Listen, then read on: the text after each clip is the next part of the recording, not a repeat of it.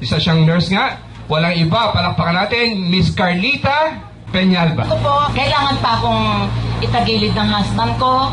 At kung nakatagilid na, hindi ako maka-flat on bed, kailangan pa niya ang tulungan para maka-flat on bed. Pero masakit ang nararamdaman ko. Bukod dyan, sa mga pain na yan, nagkonsulta kami sa doktor. Meron ding medyo pamamaga sa katawan ko kasi at that time, umiihi na rin ako ng dugo. No? So, ang mga signs ko, naglalagas ang mga buhok ko, para na akong bruha talaga noon kasi hindi ako makapagsuklay. Kasi hawakan ko lang talagang lagas. Nagkaroon ako ng oral thrush, 8 at the same time. So, pumayat po ako noon. So, I underwent pain management sa Lasal Hospital. I'm from Cavite. And then, nung una, ang sabi ng doktor, ang signs ko, positive sa, yung MS ba, multiple sclerosis, napakasakit noon kasi yung pain ko talaga masakit. Hindi mo ako mahawakan kasi dampi laang talaga maaray na ako. Ganon po katindi ang pain ko. Alam niyo po ba, naisip ko na magkonsulta sa isang albularyo. Nag-medicate ako, binigyan ako ng doktor ng Vioxx. At that time, napakahirap pala yung Vioxx na yan. Siguro naka-1 month ako. Siyempre, marirelieve ako. Afterwards, ayan pa rin. Alam niyo po kung bakit pina-stop sa akin yung Vioxx? Tatamaan po pala ang atay ko. Masisira ang atay ko sa dami ng iniinom kong gamot. So, nawawala talaga minsan, no? Yung sa isip, oo. Magpa-liver profile ka kasi nakaka-apekto yung palang mga binibigyan niyang gamot sa akin. Ginano ko niya sa akin na gusto mo ba mag-steroid therapy ka? Oh my God! Sabi ko, no ma'am, hindi ko yung tatanggapin. Kasi actually high threshold ako sa pain. Tinitiis ko nung una yan. Tinitiis ko talaga. Tinitiis ko. Hanggang sa pinagalitan na lang nga niya ako, nurse ka, sabi ganun, hindi mo dapat ginawa yan. Pag nakaramdam ka ng pain, uminom ka agad ng medicine. So, ganun ang nangyari sa akin. So, pinalitan ng Celebrex. Celebrex na ma'am. Oh, Diyos ko. Yes, ganun katindi. And then, nung inuwi ako, ay hindi pa pala, alam niyo ho, yung tumingin sa akin na manggagamot, ang binigay lang niya sa akin is sambong. Kasi may ihi ako ng dugo at that time. 1 month, no potable water. Basta sambong lahon na pinakulo. Yung malalapad na dahon po yun. Yan, daily. Wala akong ininom na tubig na malamig o ano, basta lahat pinakulo for 1 month. Alam niyo, nakatulong sa akin yun ng malaki. Oo. Nawala yung pag-ihi ko ng dugo. Sa totoo lang, aside from antibiotics, natural na yun, no? So, yun ho. Sa madaling salita, medyo narilib po ako, no? Sa pain. So, back to work na naman. Ay ngayon, nakaligtaan ko rin na sa isang banda, meron din pa akong panibagong sakit pa rin. Mataas ang cholesterol ko, mataas ang uric acid ko, which is 8.9, ganyan. Tapos ang triglycerides ko, to the point na ako'y maatake na pala. Kasi yung nararamdaman ko naman, na ako'y nasusuka lagi, masakit ang ulo ko, talagang nako, lahat na ng pain, sabi ko sa inyo, no? Hindi ako nare-relieve sa gamot na, yung mga mefenamic acid, wala. Hanggang sa nagpa-blood chemistries kami mag-asawa, gusto ko siya rin makapag-exam. Siya ho, okay po lahat yung sa kanya, normal. Kung bakit, ang tanong ko, pare-pareho naman kami ng kinakain, pero bakit ako mataas lahat? So talagang, ang hereditary po, isang factor kung bakit tayo nakakaroon ng ganon. So, nag-medicate po ako. Nag-medicate na naman. Vitorin, yung mga ganyan. Tapos yung Xyloprim. 2.5 years, ma'am. Diretso po yun. So, talaga ako kargado ng gamot sa katawan. So, ayan po. Nung na-introduce po sa akin yung barley naman, no? Nakita ko lang yung kaibigan ko while paying my bill, Meralco bill, sa Lotus Mall.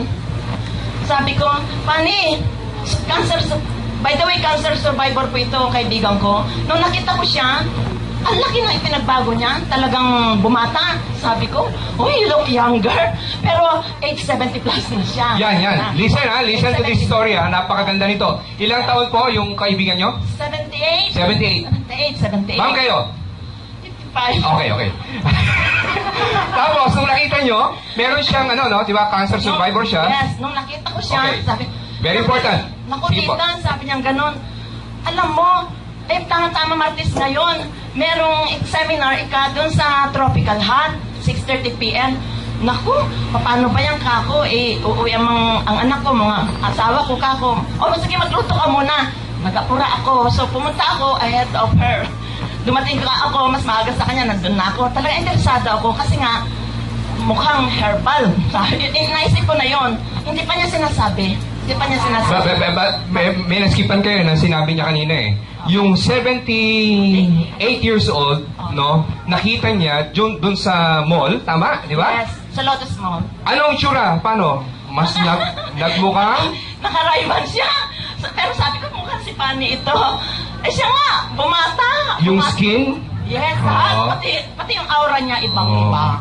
Ibang-iba talaga. Pagka kinumpare, ma'am, sa inyo, Well, okay lang. Okay lang. Kasi talagang mukha akong bruhan noon. Dahil nga talagang tatanda ka, aburido. At tama yung sinabi niyo noon, makakalimutin ako. Totoo yun. Dahil sa gamot. Synthetic drugs. Oh my God. So, yun, nag-attend ako ng pagkayari nung nakita ko si Sir Warren, frankly speaking, nadismaya ako. Ngayon ko lang sasabihin. Yes. Pero, wala si Sir Warren. I'm sorry. Ay, kasi galing ata siya sa malayo. No? And then, sabi ko, oh Lord, parang hindi ko ata Pero nung na-introduce po yung barley, nawala po lahat. Totoo. At ang sabi ko kay Fanny, ba't ngayon mo lang ako, naman, kundi nakita sa mall, hindi mo pa ako pupuntahan. No, Lita, matagal na kitang gusto puntahan. Sabi nga niya, Lona, totoo yan, ate. So, yun. Alam niyo po, pagkainom ko ng barley, so, 5 days yun, Alam niyo yung pain ko lahat, kasi, napakarami talaga akong sakit sa katawan. Positive 4 pa ako sa osteoporosis. Yeah, so, konting lang ang masakit na. Masakit talaga. Ma'am, very important yung sinabi nyo, hindi kayo mahawakan. Ay, totoo yun. Dahil masakit. Sobrang sakit. Yung skin niya, hindi mahawakan. Okay? Oo. Pero dahil nga sa gamot-gamot, medyo narilip ako noon. And then, bukod sa osteoporosis, may scoliosis pa rin ako.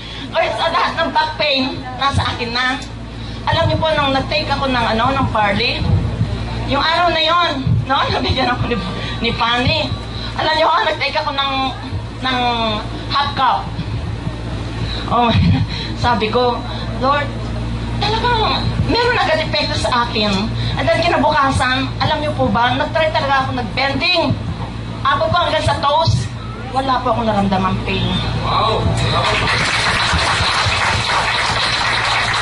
Umiyak po talaga ako at ako'y nagpasalamat.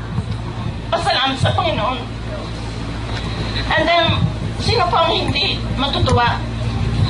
So, nung nangyari po yun, after 1 week, nag-member po ako. That was September 16. At that time, birthday ng kapatid ko, I have to go there. Nagbaon na po ako ng barley. So, nagbaon po ako, isinyer ko po sa mga kapatid ko kasi marami din po silang diferensya. Ngayon ang kalaka. Malakas ang kalaka. Yun po yung sa brother ko. Hindi pa po siya lumalabas sa community niya. Doon pa po sa within the company pa lang. Pero napakarami na pong nag-member. At nagpunta kami the last time. Ang dami pong nagpatotoo na ang daming gumaling. Alam niyo po, may mga bleeding na supposed to be o-operahan. Hindi na ho na-operahan. Yung pong mga inborn na bukol, natanggal. Yung pong si Mr. Yanson na, na-pa-attend ko rito ng 3 times. About to operate, ma-opera sana yun. Hindi na po na-operahan dahil po natunaw yung mga bukol na yun. Bukod doon po, yung pong yung kapatid ko, pumunta sa health center. Sabi ko, anong mga problema dyan? Tanungin mo yung nurse. Ang sabi niya, marami dito ate, mga goiter. Oho. Alam niyo po ba, nagsikuhanan po sa health center doon. Alam niyo, lumiit po yung kanilang mga mask dito. So, sino po hindi matutuwa talaga sa green barley? Dito po ang usapan ay kung sino po yung ating pwedeng tulungan para po gumaling. Hindi po ito sa kitaan talaga. And then, ito pa po. Pasensya na ho. So, nagka-problema po ako. Kinasok ko si Sir Ray.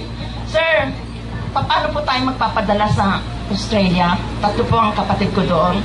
At kasi po sa father side ko talaga, puro atake, ikinamatay.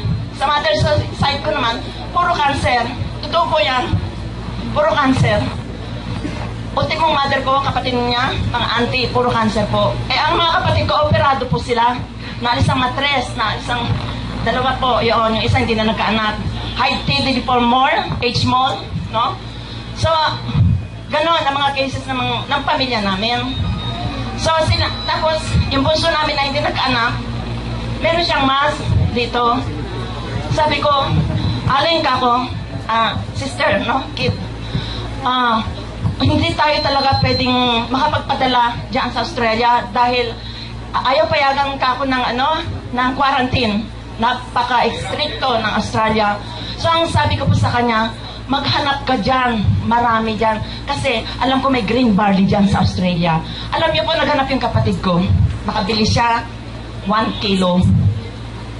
Puro. Sabi ko, dagdagan mo ng orange, fruit juice. Marami po silang tanim ng prutas. So, fruit juice, masarap. Alam niyo po ba, yung kanyang sakit, magmula pa dito sa Philippines noon, na yung may sinusitis, and then yung pain, akala migraine doon, puro consultation sa specialist, hindi ho gumaling. Nung nag-green barley ho, alam niyo po ba, mandidiri daw kayo pag nakita nyo. Ano mabas sa kanya? Itim, greenish, and bloody. Na lumabas po sa kanya, at yun po, nawala yung kanyang migraine. Hindi lang po yun. Yung kanyang breast, meron po siyang mass. Lumiit na po yung latest niyang tumawag last month. Lumiit na yung yung huli niyang examination. At hindi lang po yon, multiple mass din po sa multiple cyst sa liver. Ganun po ang kinamatay ng mother ko. Multiple cyst. Yes. So, ayun po. Ang laking tulong po talaga ng barley. Ngayon po, amen, wala na akong pain. Ay, meron pa rin. Konti-konti na lang. Pero patuloy po kaming umiinom. Kami mag-anak, 4. 1 bottle a day kami, naghahati-hati na lang kami share. Maraming salamat po. Sana ito ay nakapagdulot ng tulong. Yes!